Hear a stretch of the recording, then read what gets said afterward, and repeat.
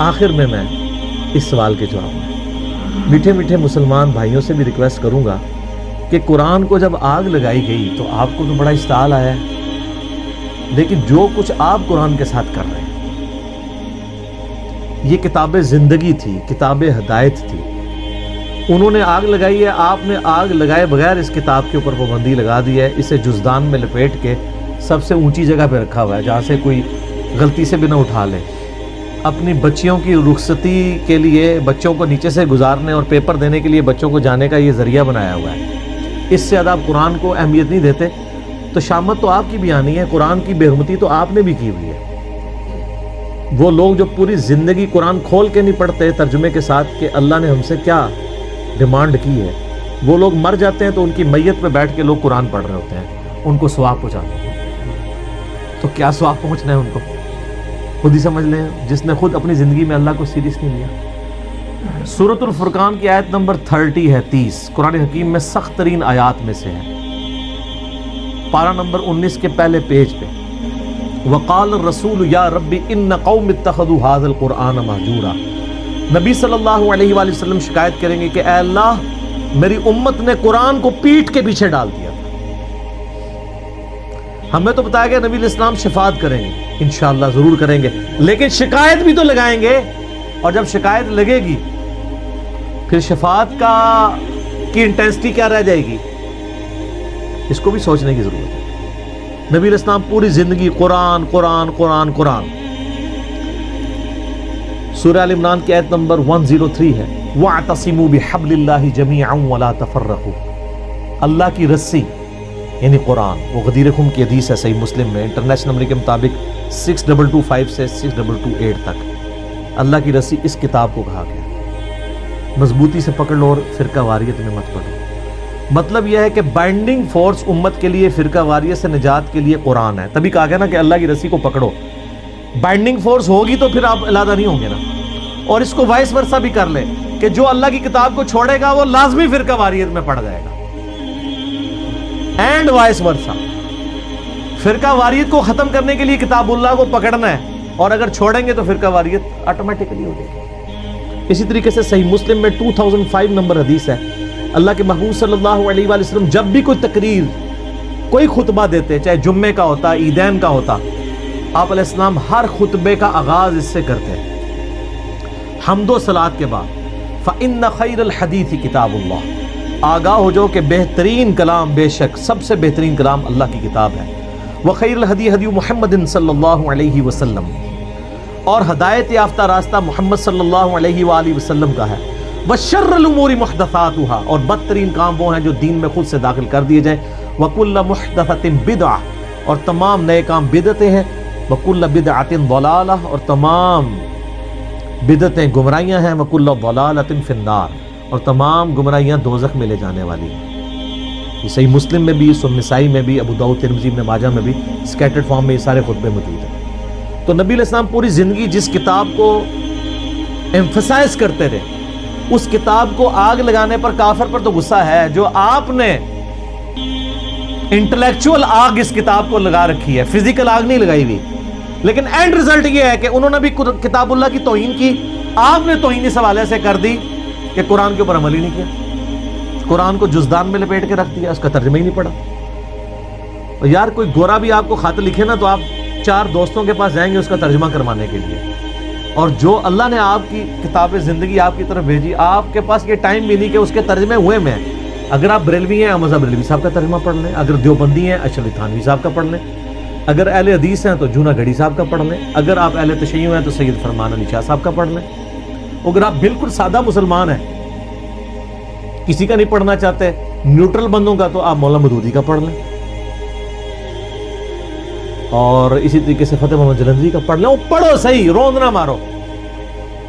تو قرآن کو انہوں نے آگ لگائی بھی ہے، اور آپ نے آگ لگائے بغیر قرآن بین کیا ہوا ہے، اور اس سے بڑھ کر یہ کہ انڈیا پاکستان بنگلہ دیش کا مولوی کہتا ہے قرآن ڈائریکٹ نہ پڑھنا گمراہ ہو جاؤ گے۔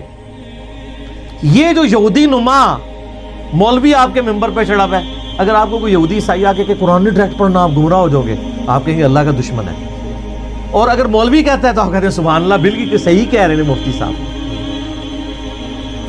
تو اس کی پھکی میرے پاس ہے، ان سے کہ ہم ڈائریکٹ قرآن پڑھتے بھی نہیں ہیں, ہم تو احمد بریلوی صاحب سے پڑھ رہے ہیں کیونکہ ترجمہ انہوں نے کیا ہوا ہے. آپ بتائیں آپ کو قرآن زیادہ آتا ہے یا احمد بریلوی صاحب کو؟ تو کون سا بریلویوں کا مفتی ہے جو کہے گا مجھے زیادہ آتا ہے؟ تو ان کو تو انہوں نے اردو میں کیا, اور اردو میری مدر ٹنگ ہے. جس طرح صحابہ کرام کی مدر ٹنگ تھی عربی, ان کو کسی سے ترجمہ نہیں کرانا پڑتا تھا. زیادہ تر صحابہ بالکل امی تھے, ان پڑھ تھے, لیکن ان کی زبان تھی, ان کو سمجھ آتی تھی. اب اردو تو ہماری اپنی زبان ہے نا, اردو سیکھنے کے لیے تو ہمیں کسی مولوی کے پاس جانے کی ضرورت نہیں ہے. اور اگر مولوی کے پاس جانا ہے تو سب سے بڑے مولوی نے ترجمہ کر دیا ہے احمد بریلوی صاحب نے. دیوبندی سے پوچھیں کہ آپ کو زیادہ علم ہے یا اشرف تھانوی صاحب کو, کہا تھانوی صاحب کو. تو ہم کہیں ہم تو ان سے پڑھتے ہیں, انہی کا ترجمہ ہے. اور یہ ترجمے انہوں نے کیا قرآن بیچنے کے لیے اور پیسے کمانے کے لیے لکھے تھے یا عوام الناس کی بھلائی کے لیے؟ بھلائی کے لیے. تو سر اس بھلائی سے ہمیں نفع بھی نہیں آپ اٹھانے دیتے. کہتے ہیں علماء سے دور کرتے ہیں. اور سر ہم کہتے ہیں علماء سے جوڑیں, ہم ہی تو جوڑ رہے ہیں, دور نہیں کر رہے. ہاں جو سو کالڈ مولوی بنے ہوئے ہیں جو قرآن سے دور کرنا چاہتے ہیں, ہم کہتے ہیں ان سے بچیں, نقالوں سے ہوشیار رہیں. آج گورے کو قرآن کا ترجمہ انگریزی میں پڑھ کے ہدایت مل رہی ہے. 2007 میں کلنٹن پاکستان آئے, 2 دفعہ پریزیڈنٹ رہے ہیں امریکہ کے. میں نے خود جیو کے اوپر ان کی یہ ویڈیو دیکھی ہوئی ہے, یوٹیوب پہ بھی آپ کو امید ہے مل جائے گی. اسلام از دا فاسٹسٹ گروئنگ ریلیجن ان امریکہ. کیوں؟ وہاں کس حافظہ اللہ, کس رحمہ اللہ, کس آیات اللہ, کس دامت برکاتم عالیہ, کس مدہ ذلہ کی دعوت پہنچی ہوئی ہے. قرآن کا ترجمہ جب 2001 میں ٹوئنس ٹاور کے اٹیک کے بعد اسلام کو ملائن کیا گیا, لوگوں نے اسلام کو اسٹڈی کرنا شروع کیا, اسلام کی طرف مائل ہو گئے. اور بخاری مسلم میں حدیث ہے, نبی صلی اللہ علیہ وآلہ وسلم نے فرمایا اللہ تعالیٰ نے ہر نبی کو کوئی نہ کوئی معجزہ دیا تھا, اور مجھے اللہ نے وحی کا معجزہ دیا ہے. نبیوں پر ایمان لانے والے لوگوں کی تعداد ڈیپینڈ کرتی تھی اس نبی کو دیے گئے معجزے پر. مجھے اللہ نے وحی کا معجزہ دیا ہے. میں اللہ سے امید کرتا ہوں سب سے زیادہ متبعین قیامت والے دن جنت میں جانے والے میرے ہوں گے, کیونکہ میرا معجزہ سب سے بڑا ہے. اور بخاری مسلم میں حدیث ہے, آپ علیہ السلام فرمایا جنتیوں کا نصف امت محمدیہ سے صلی اللہ علیہ وسلم. جامعہ ترمذی اور سنن ابن ماجہ میں حدیث ہے, نبی صلی اللہ علیہ وآلہ وسلم نے فرمایا جنتیوں کی 120 میں سے 80 صفحے میری امت سے ہیں, قرآن کی وجہ سے. یہ معجزہ.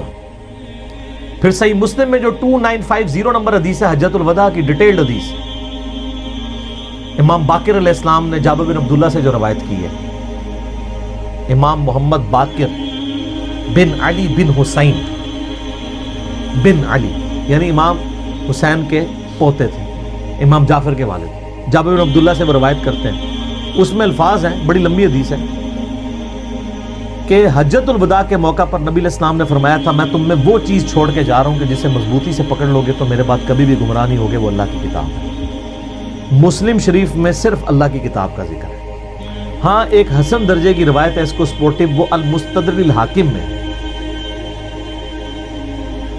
انٹرنیشنل نمبر کے مطابق 318 کتاب العلم چیپٹر میں, کہ میں اپنے بات تم میں 2 چیزیں چھوڑ کے جا رہا ہوں, ایک اللہ کی کتاب اور دوسری اس کے رسول کی سنت صلی اللہ علیہ وسلم. ان کو پکڑ لینا کبھی بھی گمراہ نہیں ہوگا. اور ظاہر ہے سنت کو ماننا قرآن کو ماننا ہی, قرآن نہیں ہمیں سنت کی طرف ترغیب دلائی ہے نا. من یطع الرسول فقد اطاع اللہ, جس نے رسول اللہ کا حکم مانا گویا اس نے اللہ کا حکم مانا. قل ان کنتم تحبون اللہ فاتبعونی یحببکم اللہ, اگر تم اللہ سے محبت کرتے ہو تو پھر نبی علیہ السلام کی اتباع کرو, پھر اللہ بھی تم سے محبت کرے گا. تو حجۃ الوداع پہ بھی قرآن. پھر حجۃ الوداع کے بعد جو خطبہ غدیر خم کا, مدینہ شریف واپس آتے ہوئے خم نامی گاؤں میں آپ علیہ السلام نے خطبہ دیا. صحیح مسلم میں اوپر تلے 4 حدیث ہیں, 6225 سے 6228 تک. آپ علیہ السلام کے الفاظ ہی کنکلوڈنگ ہیں, اے لوگو آگاہ ہو جاؤ, میں بھی ایک انسان ہوں, قریب ہے کہ اللہ کا قاصد یعنی موت کا فرشتہ میرے پاس آئے اور میں اس کی دعوت قبول کر لوں.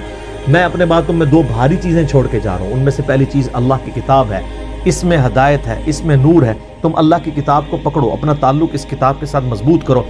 اللہ کی کتاب اللہ کی رسی ہے, جو اسے پکڑے گا ہدایت پر ہوگا, جو چھوڑ دے گا گمراہ ہو جائے گا. اور زید بن ارقم کہتے ہیں پھر نبی علیہ السلام ہمیں ترغیب دلاتے رہے, اللہ کی کتاب, اللہ کی کتاب, اللہ کی کتاب, لیکن امت نے چھوڑ دی کتاب. اور پھر فرمایا دوسری بھاری چیز میرے اہل بیت ہے, میں اپنے اہل بیت کے معاملے میں تمہیں اللہ کا خوف دلاتا ہوں. 3 دفعہ یہ بات ریپیٹ کیا. لیکن امت نے نہ قرآن کو پکڑا اور نہ اہل بیت کو چھوڑا, ساروں کو ذبح کر دیا, بالکل الٹ نصیحت پہ چلے. وہاں پہ بھی اللہ کی کتاب کو پکڑنے کا حکم تھا. پھر بخاری اور مسلم دونوں میں حدیث ہے نبی اسلام کے وفات والے چیپٹر میں عبداللہ ابن ابی اوفا سے کسی نے پوچھا کہ بتائیے کہ یہ وصیت کرنا کیوں ضروری ہے, کیا اللہ کے نبی علیہ السلام نے بھی وصیت کی تھی؟ انہوں نے کہا یہ وصیت کرنا اس لیے ضروری ہے کہ قرآن میں وصیت کا ذکر آیا ہے اور اللہ کے نبی علیہ السلام نے ہمیں قرآن پر چلتے رہنے کی وصیت کی تھی. یعنی وصی رسول کون ہے؟ کتاب اللہ. پھر صحیح مسلم میں حدیث ہے 1897, سیدنا عمر کہتے ہیں کہ میں نے نبی علیہ السلام سے خود سنا تھا کہ اللہ تعالیٰ اس کتاب کی وجہ سے لوگوں کو عروج دے گا اور اس کتاب کی وجہ سے ذلیل کرے گا. تو ڈاکٹر اقبال نے جواب شکوہ میں بھی کہا نا, وہ زمانے میں معزز تھے مسلمان ہو کر اور تم خوار ہوئے تارک قرآن ہو کر. یعنی تمہاری ذلت کا سبب جو ہے وہ قرآن حکیم کو چھوڑنا ہے. تو قرآن حکیم پہ تو اتنی زیادہ حدیثیں ختم نہیں ہوں گی. صحیح مسلم میں 534 نمبر حدیث ہے, القرآن حجت لک او علیک, قرآن قیامت والے دن یا تو تیرے حق میں دلیل بنے گا یا تیرے خلاف دلیل بنے گا. استغفر اللہ. سر جب قرآن کسی کے خلاف دلیل بن گیا اس کے پاس کیا سہارا رہ جانا بچنے کا؟ بخاری اور مسلم میں حدیث ہے نا, حدیث شفاعت ڈیٹیلڈ, اس میں یہ بھی الفاظ ہیں نبی علیہ السلام فرمایا جب میں آخری دفعہ دوزخ کی طرف جاؤں گا نا تو مجھے بتایا جائے گا کہ اب دوزخ میں صرف آپ کے وہ امتی رہ گئے جنہیں قرآن نے جنت میں جانے سے روک لیا اور وہ کبھی بھی جنت میں نہیں جائیں گے. کون؟ انہ من یشرک باللہ فقد حرم اللہ علیہ الجنہ ومأواہ النار وما للظالمین من انصار. مشرک کو قرآن روک لے. ان اللہ لا یغفر ان یشرک بہ ویغفر ما دون ذلک لمن یشاء. بے شک اللہ شرک کو تو معاف نہیں کرے گا, اس کے علاوہ جتنے گناہ ہیں جس کے لیے چاہے گا معاف کر دے گا, وہ بھی اوپن لائسنس ہے. حتیٰ کہ بخاری و مسلم دونوں میں حدیث ہے نبی علیہ السلام نے فرمایا اللہ تعالیٰ نے ہر نبی کو کوئی نہ کوئی دعا دی تھی جو اس نے دنیا میں ہی مانگ لی. حضرت نوح علیہ السلام نے مانگ کے اپنی قوم کے خلاف عذاب مانگ لیا. میں نے اپنی دعا اپنی امت کے لیے سنبھال کر رکھی ہے, میری دعا سے میرے ہر امتی کو نفع پہنچے گا سوائے اس شخص کے جس نے دنیا میں اللہ کے ساتھ کسی قسم کا شرک کیا. شرک is the most sensitive issue in the sight of Allah. البتہ دنیا میں توبہ کر لی پھر آخرت میں معافی ہے, بلکہ سورہ الفرقان کی آیت نمبر 70 ہے کہ جو دنیا میں شرک سے بھی توبہ کر لے گا ہم اس کے گناہوں کو بھی نیکیوں سے بدل دیں گے, لیکن دنیا میں, آخرت میں معافی ہے. تو قرآن یا تمہارے حق میں حجت ہے یا تمہارے خلاف. صحیح مسلم 534 انٹرنیشنل نمبرنگ کے مطابق. تو اب آپ کو وہ آیت سمجھ آئے گی جو میں نے ان احادیث سے پہلے بیان کی. وقال الرسول یا رب ان قوم اتخذوا هذا القرآن مہجورا. رسول اللہ شکایت کریں گے صلی اللہ علیہ وآلہ وسلم کہ اے اللہ میری قوم نے قرآن کو پیٹھ کے پیچھے ڈال دیا, والعیاذ باللہ تعالی. تو اس موقع پہ میں یہ ناروے والے واقعے کے بعد میں یہ کہتا ہوں کہ آپ لوگوں نے جو گمراہی کی آگ میں جھونکا ہوا ہے نا یہاں پہ امت کو قرآن سے دور کر کے, تو کام آپ بھی وہی کر رہے ہیں. انہوں نے فزیکل آگ لگائی ہے, آپ نے انٹلیکچوئل آگ لگائی ہے. اینڈ رزلٹ یہ ہے کہ اس آگ سے قرآن تو ختم نہیں ہوگا, لیکن جو آگ آپ نے یہاں قرآن سے دور کر کے لوگوں کو لگائی ہے آپ کروڑوں لوگوں کو دوزخ کی آگ میں جھونکنے جا رہے ہیں. والعیاذ باللہ تعالی. اللہم اجرنا من النار, اللہم اجرنا من النار, اللہم اجرنا من النار.